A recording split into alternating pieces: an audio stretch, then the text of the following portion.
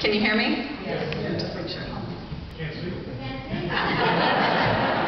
It was going to be audio only, they didn't tell you?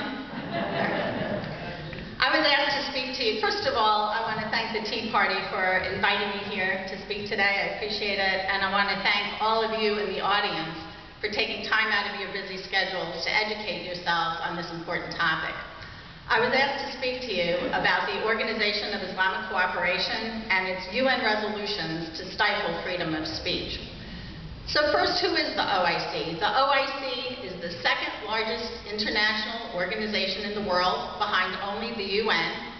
It is the largest Islamic organization in the world, claiming to represent 1.5 billion Muslims around the world. It's comprised of 56 UN member states plus the Palestinian Authority, and they vote together as a bloc in the UN. So they're absolutely the largest voting bloc in the Human Rights Council and arguably the largest voting bloc in the UN as a whole, yet most people have never heard of it. If you're interested in more information about the OIC, you can Google the Organization of Islamic Conference, which is their old name. In 2011, they changed their name to the Organization of Islamic Cooperation. But their mission remains identical to what it was previously. So at the end of my speech, I'll let you decide whether or not they're cooperating, and if so, with whom. The OIC presents itself as a moderate organization, but in fact, it's an Islamist supremacist organization whose long-term vision is the worldwide implementation of Sharia law.